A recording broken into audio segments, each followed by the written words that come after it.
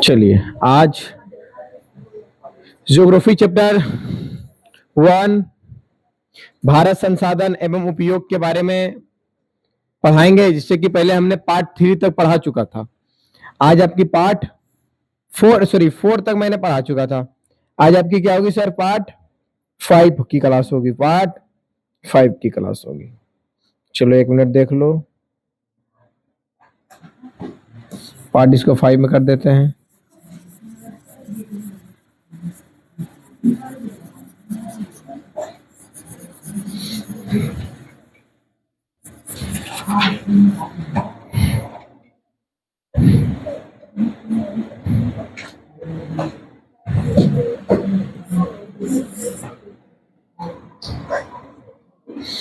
Part आपकी 5 की class हो गई। कौन सा पार्ट? 5। चलो आगे बढ़ते हैं। समझिएगा सबसे पहले बेसिकली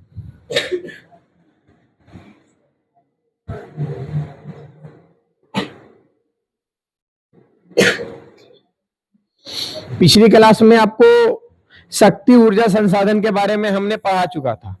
यस या नो सर? Yes sir. अब आपकी क्लास चलेगी आज की शक्ति संसाधन के प्रकार के बारे में। किसके बारे में? शक्ति संसाधन के प्रकार के बारे में आज हम आपको बताएंगे। समझिएगा, पहला इसमें हम चलेंगे प्राथमिक ऊर्जा को लेकर। क्या ऊर्जा? प्राथमिक ऊर्जा। तो आए सर, तो प्राथमिक ऊर्जा में क्या आपके आ जाते हैं? I will discuss, just wait. आपकी प्राथमिक ऊर्जा में आ जाते हैं आपके कोयला। ऑब्जेक्टिव क्वेश्चन, कोयला आपका क्या बनेगा? ऑब्जेक्टिव क्वेश्चन बनेगा। ठीक है, ये अटेंशन वाला क्वेश्चन है। अटेंशन मतलब कि एकदम सतर्क हो जाए, क्वेश्चन को लेके एकदम बनेगा। ठीक है, दूसरा पेट्रोलियम, तीसरा प्राकृतिक गैस। ये सब किस में आते हैं? प्राथमिक ऊर्जा में। कौन सी ऊर्जा में? प्राथमिक ऊर्जा। और उसके बाद आपका आता है गौण ऊर्जा। गौण ऊर्जा में आप कहेंगे क्या आएंगे? विद्युत। गौण ऊर्जा में आपके क्या आएंगे? विद्युत। अगला देखिए सर, स्रोत की स्थिति के आधार पर अगर हम बांटे तो क्षयशील संसाधन, उसमें आ जाएंगे कोयला, पेट्रोलियम, प्राकृतिक गैस। ये किस में आ जाएंगे सर? क्षयशील संसाधन में। वो क्षयशील संसाधन क्या होंगे सर? प्रवाहित जल, पवन, सौर ऊर्जा। मतलब कि जिससे बिजली प्राप्त होता है, जिससे कि बिजली प्राप्त होता है। किससे बिजली प्राप्त होती है सर? प्रवाहित जल से। टरबाइन लगा देगा, टरबाइन को घुमा देगा, बिजली प्राप्त हो जाएगा। पवन चक्की से बिजली प्राप्त होगा। सौर ऊर्जा से, हाँ सर, होता है बिजली प्राप्त। यस या नो? संरचना के आधार के गुणों के आधार पर हम अगर बांटे तो बोलेंगे जैविक ऊर्जा में क्या क्या आएंगे? मानव, प्राणी, शक्ति और वन। ये सब जैविक ऊर्जा आ गया। वो जैविक ऊर्जा में सर जल, पवन, सौर ऊर्जा और खनिज, ये अजैविक में आएंगे। ये सब ऑब्जेक्टिव क्वेश्चन बनने वाले। समय के आधार पर अगर बांटे तो सर पारंपरिक और गैर पारंपरिक। पारंपरिक क्या है सर? कोयला, पेट्रोलियम, प्राकृतिक गैस। गैर पारंपरिक सूर्य, पवन, ज्वार, परमाणु, भूताप इत्यादि। ये सब गैर पारंपरिक हैं, और जो ऊपर में थे आपके पारंपरिक थे। आप यहां से सर ये पूरा जो टेबल है ना सर, ये टेबल आपके लिए क्या है? VVI किसके लिए? Objective purpose. ऑब्जेक्टिव पर्पस के लिए। अरे यस या ना बोल दो। चलो ठीक है, आगे बढ़े क्या? पारंपरिक ऊर्जा शक्ति स्रोत क्या है भैया, इसके बारे में आज समझाते हैं, आप अच्छे से समझो। पहला जो ऊपर में था वह कोयला था, पेट्रोलियम था, प्राकृतिक गैस था और विद्युत था। ठीक। कोयला में क्या है? कोयला का भंडार भारत में कितना भैया? 26,454 करोड़ टन। 26,454 करोड़ टन क्या है यहाँ पे? कोयला है, जिसमें का उत्पादन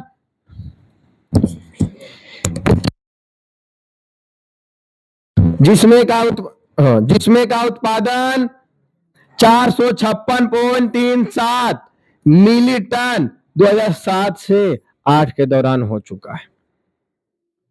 आज सर तो कोयला का वर्गीकरण कैसा है? कोयला का प्रकार कितना है सर?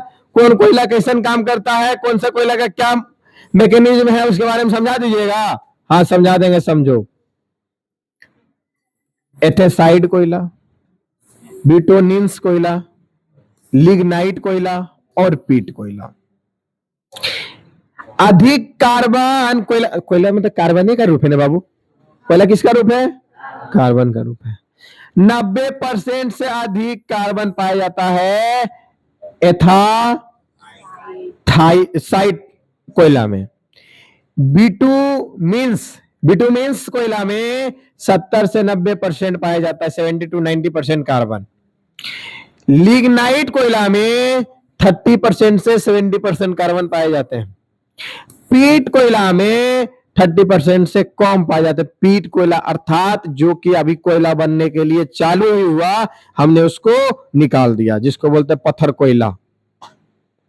कौन कोयला, पत्थर वाला कोयला नहीं जलता है, ले लगा तो पछताएगा झूठो लेके, कोई आँच उच कुछ नहीं देगा उसमें, थोड़ा सा भी ज्वलन शक्ति नहीं। 30% कार्बन आएगा, कितने जलेगा।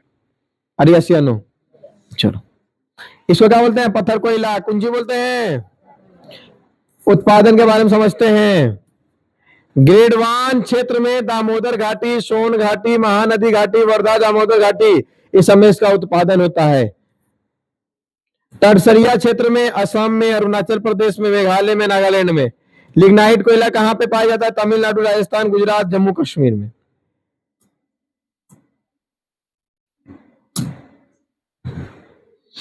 प्रमुख खनन क्षेत्र कहां है भैया, सबसे पहले तो झारखंड। कोयला उत्पादन, कोयला उत्पादन, कोयला उत्पादन। दूसरे छत्तीसगढ़, पहला है झारखंड, पहला। दूसरा छत्तीसगढ़, तीसरा उड़ीसा, चौथा महाराष्ट्र, पांचवा मध्य प्रदेश, छठा पश्चिम बंगाल।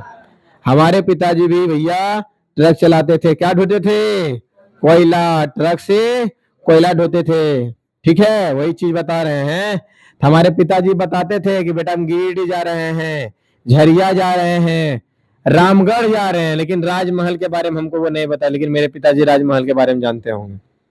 हमारे पिताजी लगभग 22 साल ट्रक चलाए। कितना साल, 22 साल। अभी भी वो गाड़ी चलाते, हम कमा रहे हैं तब भी वो चलाते, लेकिन उनका पैर टूट गया था, इसीलिए वो गाड़ी चलाना बंद कर दिए।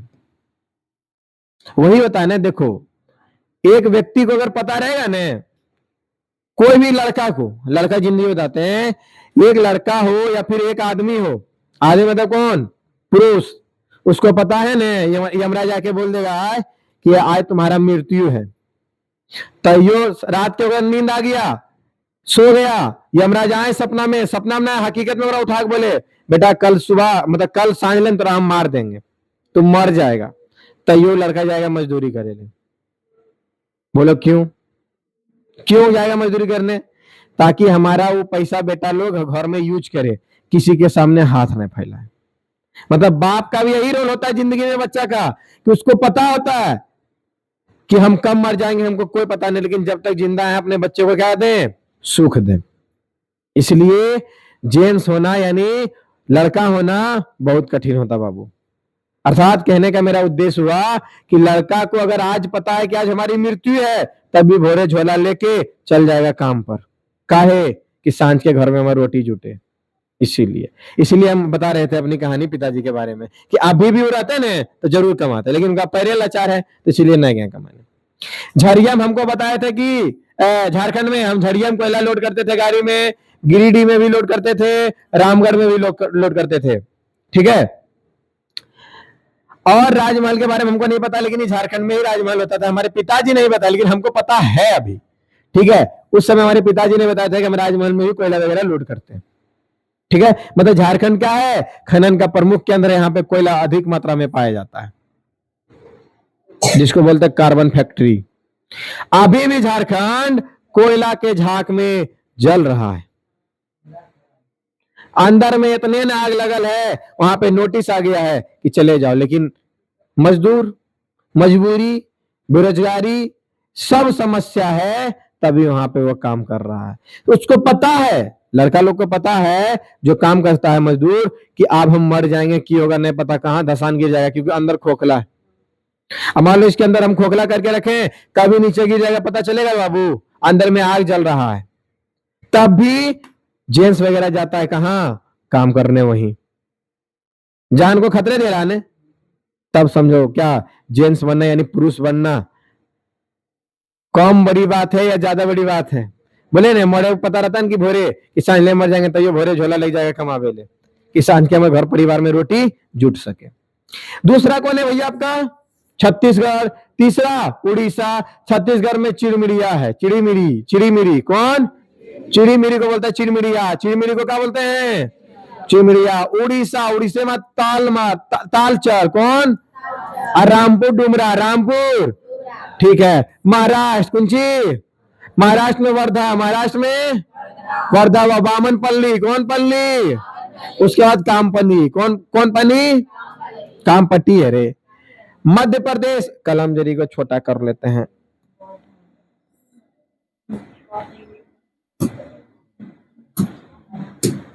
आते हैं मध्य प्रदेश के तरफ, किसके तरफ, मध्य प्रदेश में सिगरौली कौन, और उमरिया, और ये सब क्या है भैया आपके खनन क्षेत्र हैं, क्या है, खनन क्षेत्र है। आते हैं पश्चिम बंगाल, हमारे पिताजी पश्चिम बंगाल में भी जाते थे कोयला लोड करने।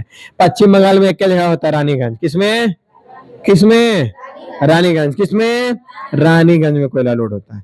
अब चलते हैं पेट्रोलियम की तरफ, किसके तरफ, पेट्रोलियम। पेट्रोलियम का भंडार कितना है, 17 अरब टन, 17 अरब टन। भारत विश्व का मात्र 1% पेट्रोलियम उत्पादन, आए आए आए आए आए समझिए, भारत विश्व का 1% पेट्रोलियम का उत्पादन करता मात्र, और सबसे ज्यादा पेट्रोलियम खर्चा करने वाला कोई अगर देश है तो देश का नाम भारत है। अर्थात कहने का उद्देश्य हुआ क्योंकि सर भारत में आबादी ही सबसे ज्यादा है तो पेट्रोलियम का खर्चा भी बहुत ज्यादा होगा। बोला कि पूरा विश्व में सबसे ज्यादा खाना कौन देश खाता है, तो भारत खाता है।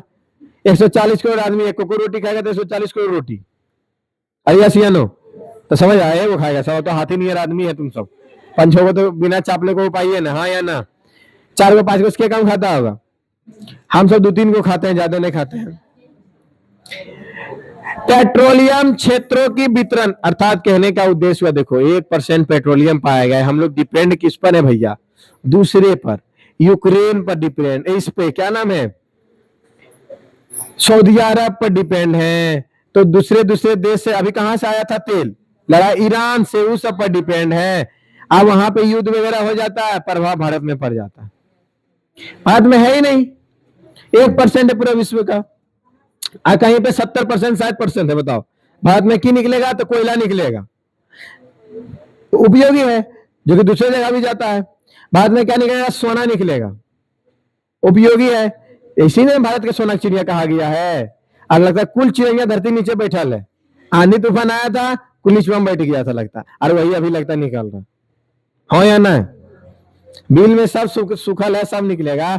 उत्तरी पूर्व प्रदेश, गुजरात क्षेत्र, मुंबई हाई, पूर्वी तट प्रदेश और बाड़मेर बेसिन, ऐसा तो पेट्रोलियम क्षेत्र का जो आप विवरण कर रहे हैं, उत्तरी पूर्वी है बाबू, शांति रहो, शांति बनाओ, शांति बनाओ। उत्तरी पूर्वी प्रदेश में असम घाटी आ जाएगा सर, क्या आएगा, और अरुणाचल प्रदेश, नागालैंड, असम घाटी, अरुणाचल प्रदेश और नागालैंड ऐसे आ जाएंगे। गुजरात क्षेत्र में अंकलेश्वर, कलोन, नवगांव, ये सब गुजरात में है, पेट्रोलियम का उत्पादन है यहाँ पे। मुंबई में भी पेट्रोलियम उत्पादन होता है सर, हाँ, मुंबई तट से 176 किलोमीटर तक अरब सागर में स्थित है, मतलब कि मुंबई से 176 किलोमीटर दूर अरब सागर यानी समुद्र में स्थित है। कौन, पेट्रोलियम क्षेत्र।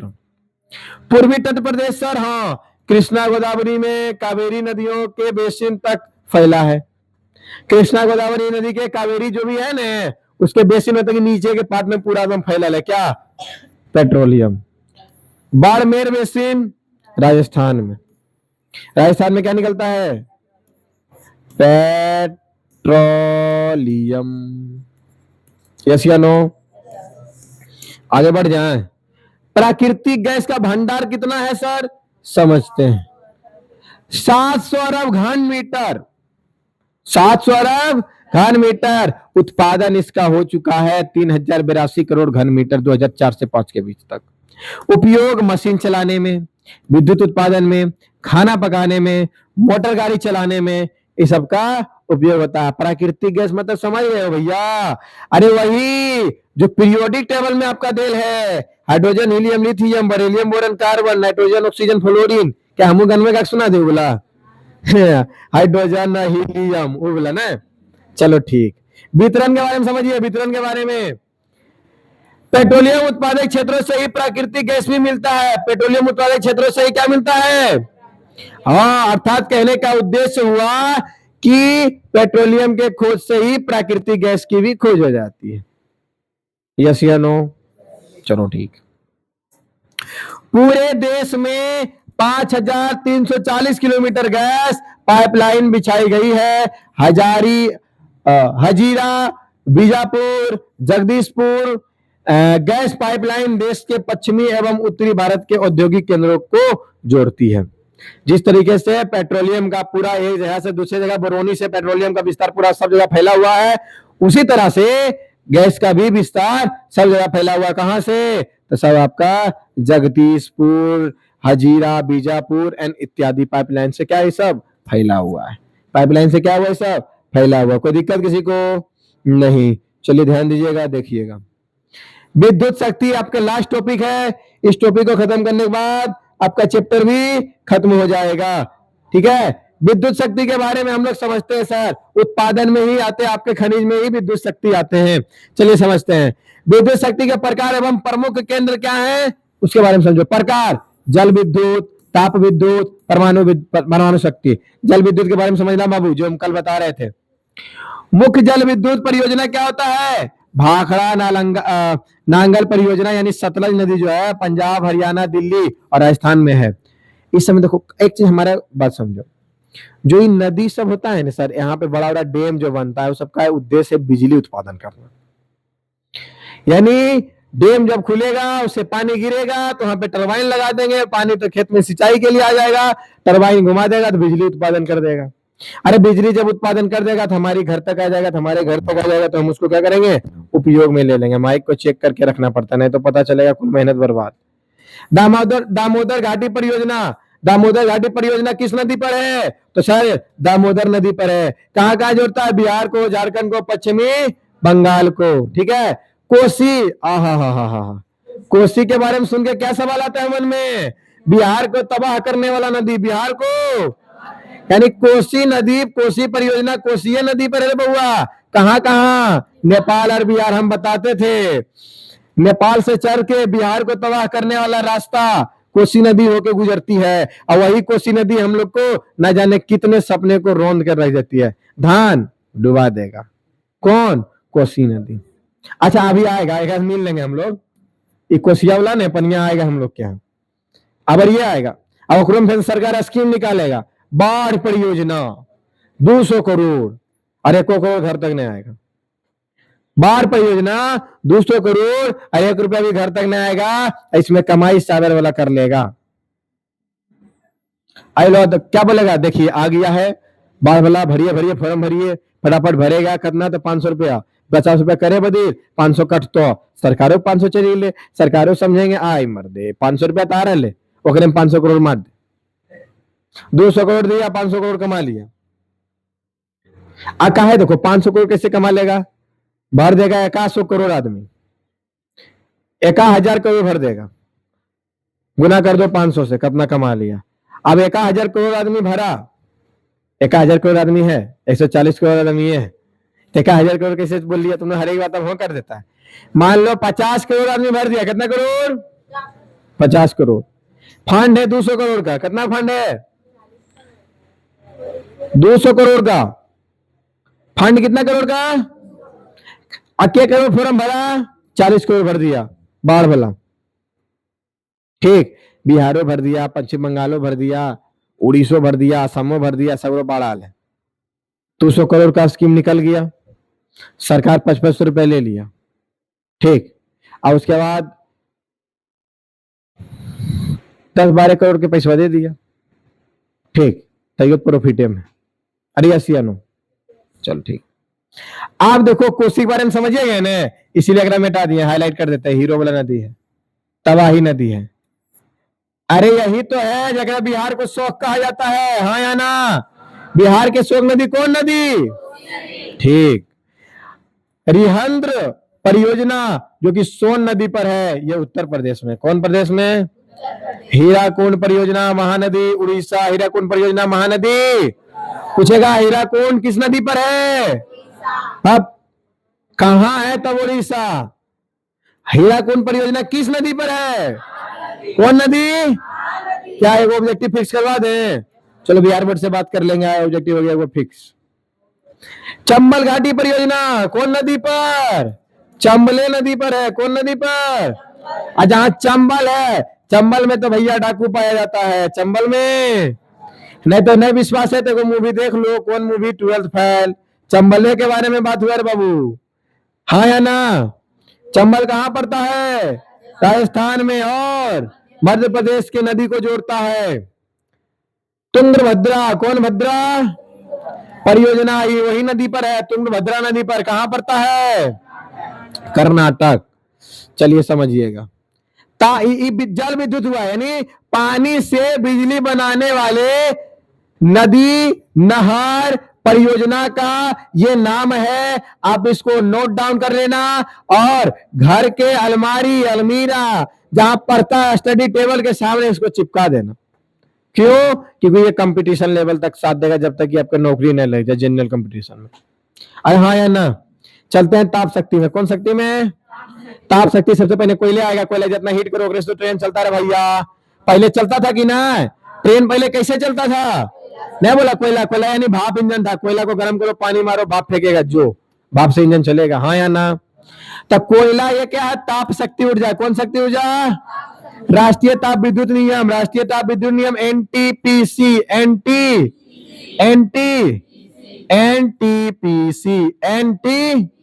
हाँ, एनटीपीसी में तो कि राष्ट्रीय ताप विद्युत निगम। कोयला पेट्रोलियम एवं प्राकृतिक गैस से उत्पादन किया जाता है। पेट्रोलियम एवं प्राकृतिक गैस से कौन उत्पादन किया जाता है? कोयला। और एनटीपी द्वारा देश के अधिकतर ताप विद्युत उत्पादन का कार्य होता है। मतलब कि एनटीपी के द्वारा ही ताप विद्युत का क्या होता है? कार्य। कार्य मतलब कि काम। यस या नो? यस। आगे देखिए, परमाणु शक्ति के बारे में हम लोग समझते हैं। किसके बारे में समझते हैं? परमाणु शक्ति के बारे में समझते हैं। परमाणु विखंडन विधि से परमाणु शक्ति का निर्माण किया जाता है। परमाणु विखंडन विधि से परमाणु शक्ति का निर्माण किया जाता है। दूसरा, आणविक खनिज कौन होता है? यूरेनियम, इल्मेनाइट इत्यादि। यूरेनियम के बारे में समझ रहा बाबू? बम्मा बम्मा एवरेस्ट में बनता है परमाणु बम। कौन बम? परमाणु ही ना, गाँव वाला सुरतिया बम ने समझ लेना। ये परमाणु है जो कि सबको तबाह कर मारेगा बाबू, हाँ या ना? अरे परमाणु का वही हो गया, अरे अणुओं से मिल के जो बन जाता है, क्या बोल देते हो? अणुओं का मिलन। अणुओं का मिलन परमाणु। यही परमाणु पूरा दुनिया को तबाह कर देगा। ये कि यूरेनियम से ही परमाणु का निर्माण होता है। तापीय विद्युत ऊर्जा में सर यूरेनियम, जहां मतलब कि इससे ना एक बार तुम जला दो, एक बार यूरेनियम का प्रयोग कर दो, बहुत लॉन्ग टाइम तक ये ताप देता ही रहेगा। अर्थात कहने का उद्देश्य हुआ कि 1 ग्राम या थोड़ा सा यूरेनियम ले लो, तुम पूरा जिंदगी अपना बाइक चला लेगा। आज सर जब ये सुन के बात है, तो अगर 1 लाख के बाइक खरीद लिए ना, आप मान लिए चलिए 1 लाख के हमारा यूरेनियम में खरीदा दीजिए, इंजन बना दीजिए, जिंदगी में 1 लाख के तेल भराते, ना जाने कितने भरा लेते हैं। एक बार भरा देंगे, जिंदगी में चलाते रहेंगे, जो हाँ या ना? जहां बाइक 1 लाख में मिलता था, वहां यूरेनियम भर के पूरा जिंदगी अनलिमिटेड चलाओ, इसको पेंचर बना बना के 2 लाख कर देगा भाड़ा हर कुंजी गाड़ी के। की दिक्कत? अरे यस या नो? नो। यस बोलो। प्रमुख परमाणु ऊर्जा उत्पादन, लेकिन नो बोलो इसलिए बाबू काहे कि यूरेनियम कम है। यूरेनियम कम है तो परमाणु बम बनेगा, तब ना दूसरा देश से लड़ेगा। यही तो हो गया। अब कुछ यहां नहीं रहा। आओ, खाओ पियो, मार खाओ, खत्म करो, पृथ्वी तबाह कर दो। काहे झूठे से कर रहा? हम लोग यहाँ जिंदगी जीने आए हैं, जरी जीएल दे। बड़ा बड़ा महाराजा जी लिया, कम से कम पैदल तो हम मुंबई जाए दे सब। अरे ये सियानो कत्ते गरीब दुखिया के सपना होगा मुंबई में रहे के, लंदन में रहे के, आए घूमे के। अपना आर्टिकल सतनान की पहली वाला जमाने सही था, जो आदि मानव सब था, जहां मन तहां निकल जाता था, कोई वीजा कोई पासपोर्ट नहीं।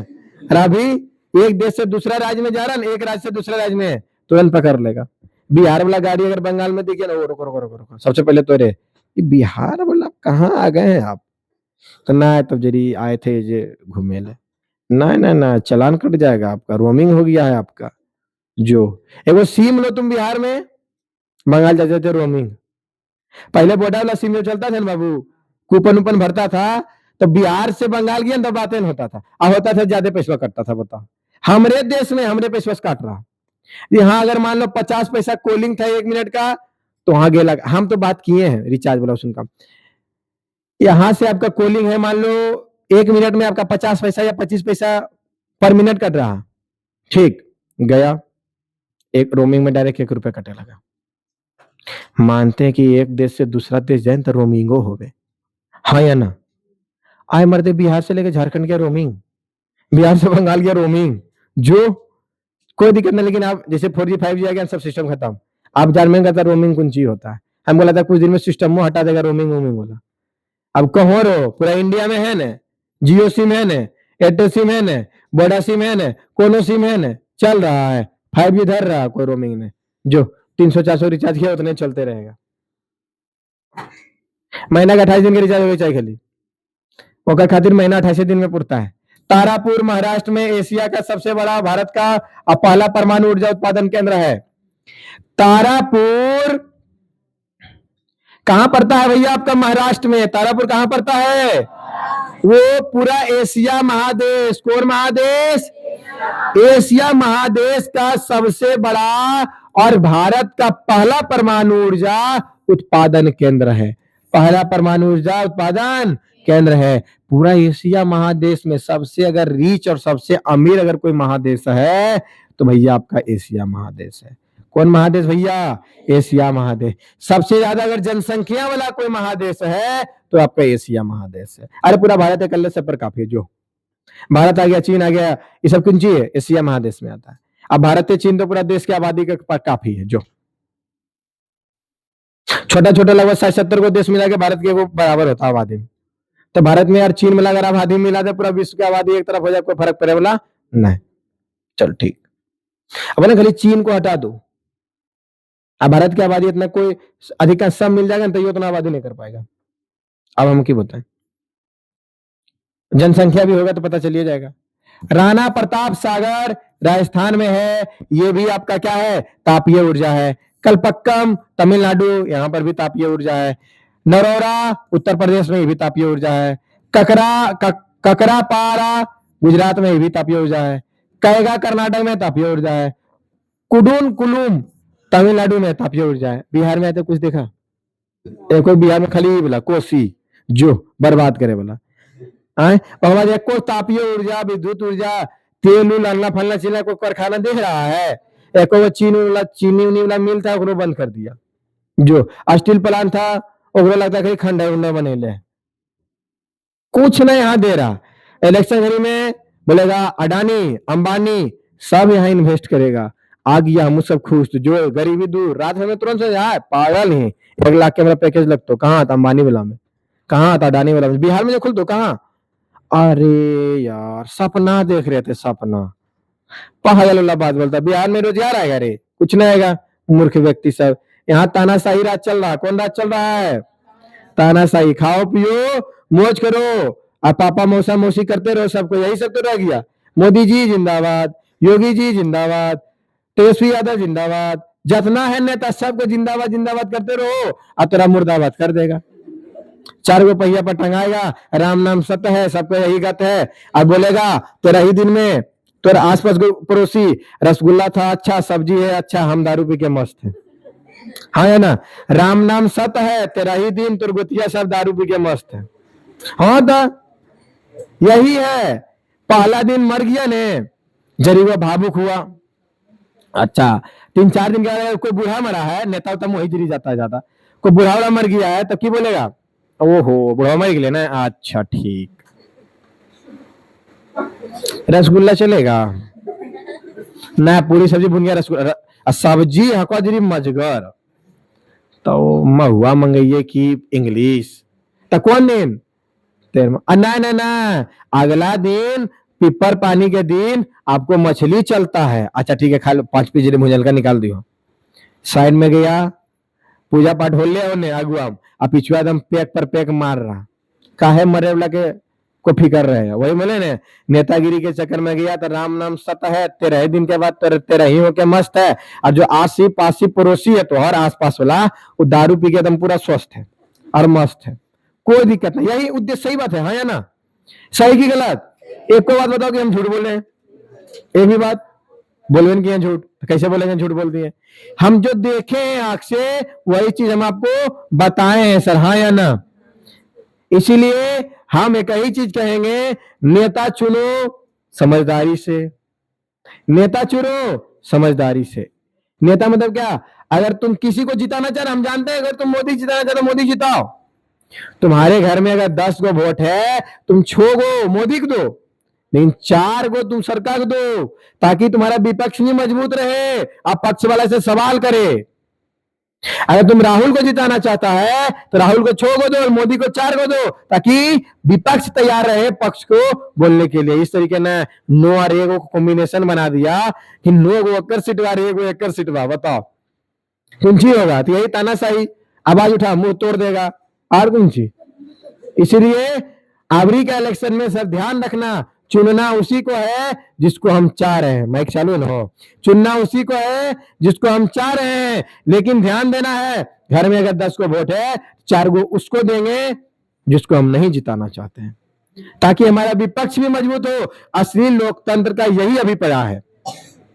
कि एक तरफा वोट नहीं होना चाहिए, इस बार मेरा पहला इलेक्शन आएगा, हम पहला वोट देंगे, अभी पहला इलेक्शन आएगा हम पहला वोट देंगे, जो पक्ष रहेगा उसको वोट नहीं देंगे, जो विपक्ष रहेगा उसको मजबूत करेंगे, ताकि हमारी आवाज और विद्यार्थी का आवाज संसद भवन में गूंजे, क्या हो गए गूंजे, हाँ ठीक, अब गूंजाइए नहीं देता होता, चुप चुप चुप बैठ बैठ बैठ, एगो मेलोनी चॉकलेट दे देता, जो मोदी जी जो मेलोनी चॉकलेट वो नहीं प्रचार किए हैं, दे देता, ले खाए खान, मेलोनी दी है हाथ से पकड़ के, जो खा रहा से बुतरू, विपक्ष वाला तैयार है मेलोनी में चॉकलेट हो, सौर ऊर्जा बारे में समझिए, अब मेरा उद्देश्य कोई चीज सब बताना नहीं, मेरा एक उद्देश्य है कि सरकार पर वो चीजें बोलना, लोकतंत्र का मतलब है कि समझाना बताना, और जनता के द्वारा जनता पर शासन जो किया जा रहा है ना उसी को तो लोकतंत्र बोलते हैं, अरे यस या नो, चल ठीक, सौर ऊर्जा, पवन ऊर्जा,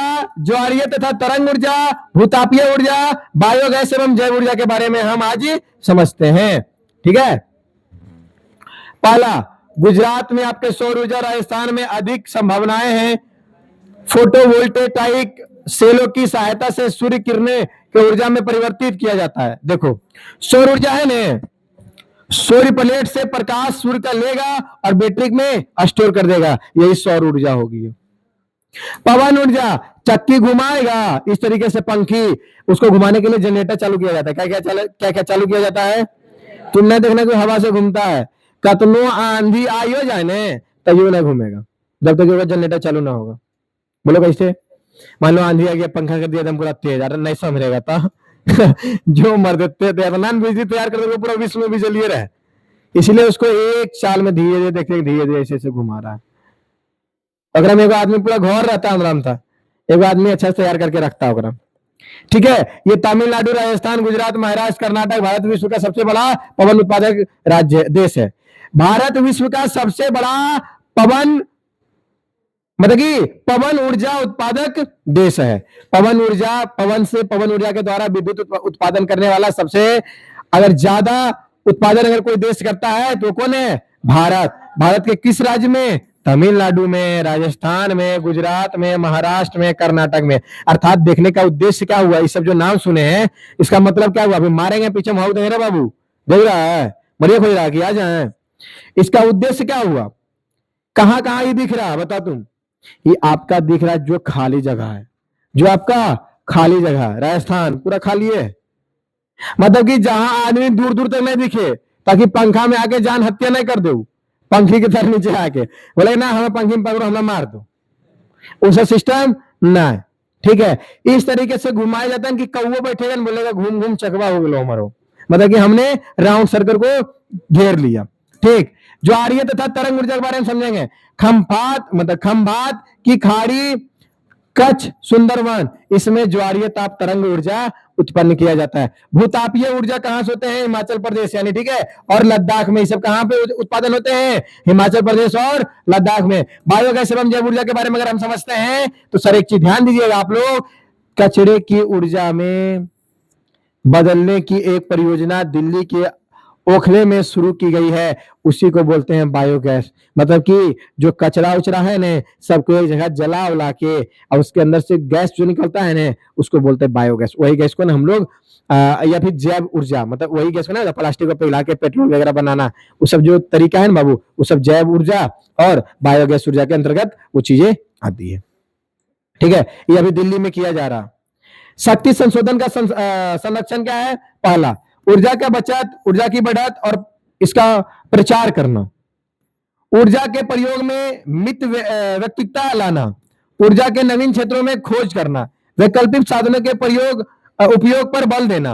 और अंतर्राष्ट्रीय सहयोग यूएनओ, ओपीईसी, डब्ल्यूटीओ इत्यादि के बारे में क्या है? इसकी जानकारी देना।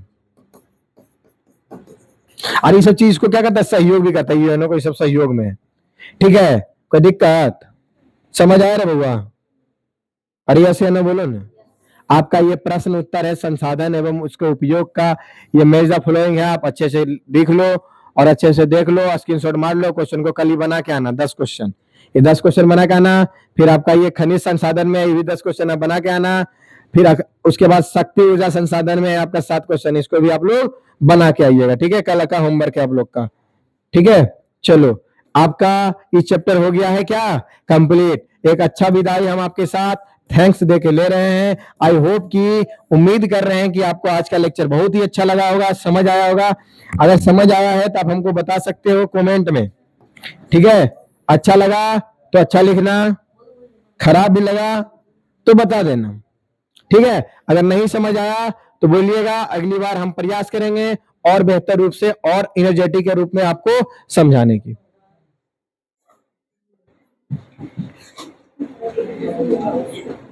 चलिए मिलते हैं आपको कल की नेक्स्ट क्लास में, तब तक के लिए धन्यवाद।